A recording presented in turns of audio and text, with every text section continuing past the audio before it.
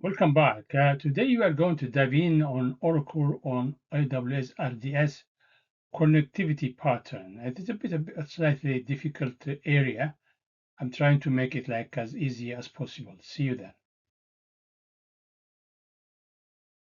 So the Oracle challenge is, so why don't we have a native Oracle connector in Lakeflow Connect? Let me explain the challenge. First is Oracle log miner complexity. Oracle's native CDC mechanism is a log miner, which reads from archive logs. It requires supplemental login to be enabled. Specific grants like execute catalog role and can be resource intensive on the source database. And the second one is archive log management. So Oracle generates archive logs for every transaction. So these logs can grow quickly and consume significant storage. So you need retention policies, log shipping, and monitoring. It's a lot of operational overhead. And then third is Oracle licensing and drivers. So Oracle JDBC drivers have licensing restrictions. Depending on your Oracle edition, standard or enterprise, you may not have access to all CDC features. This adds legal and technical complexity. And the fourth is like network and security. Oracle database in enterprise are often locked down with strict firewall rules, requires VPN access, and have complex authentication mechanism like Oracle Wallet or Kerberos. So all of these challenges make a native connector difficult, but there is a better way of doing it though. So enter AWS Database Migration Service, DMS. Here is the winning pattern. Oracle RDS to AWS DMS to S3 to Lakeflow Connect to Delta Lake. So let me walk you through why this works so well. First, this process is battle-tested reliability. So AWS DMS was built specifically for database migration and replication. It handles Oracle CDC natively using Oracle's own replication mechanism. Billions of rows are migrated through DMS every single day across AWS. So this is not experimental, it is production proven. Second, it has a minimal source impact. DMS uses Oracle's native binary reader for CDC. It is optimized by AWS to have minimal impact on your source database. You are not running heavy queries on or locking tables. Third, S3 as a buffer. This is brilliant. DMS writes CDC data to S3 as a Parquet or JSON files. Now you have a durable, scalable intermediate layer. If your downstream processing fails, the data is safe in S3. You can replay, you can retry, you can debug. It decouples extraction from transformation. So fourth is autoloader, this is what makes this happen. The autoloader integration. So Databricks autoloader is designed to watch S3 buckets and automatically ingest new files. It does a schema inference. It handles schema evolution. It is incredibly efficient. So Lakeflow Connect and Delta Live tables both use autoloader under the hood.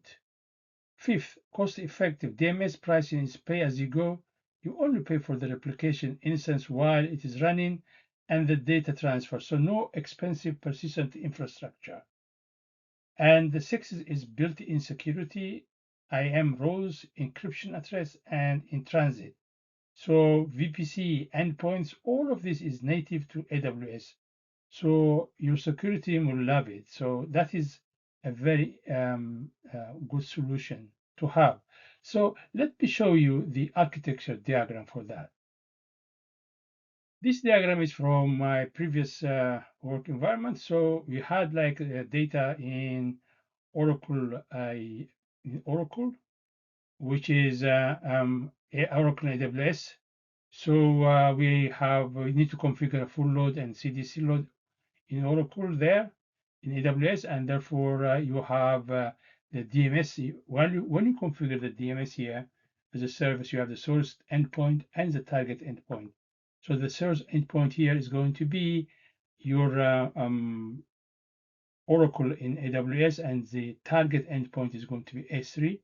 And then in the middle, you have the replication task, which is like it is done via this replication instance, which is a machine or server, like it's an engine. So this replication engine will take the data from first, if you want to full load, it will do full load for you, and then after that, it will be CDC load into the S3. So in the S3, you need to monitoring process, like the autoloader, it will monitor, and if there is a new files arrive, yeah, which it will in every second. It depends how long you want it to be. You can configure it to be every 5 minutes, every 2 minutes, every 1 second, every 10 minutes. It depends on the requirement. And every second, for example, it will put a file in S3, and the autoloader will monitor that file. So when the new file arrives, it will trigger the replication process within the autoloader. It is because autoloader also, the good thing about it is like it's streaming.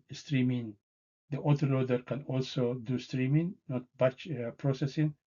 So that way you can resolve the problem of Oracle um, issues.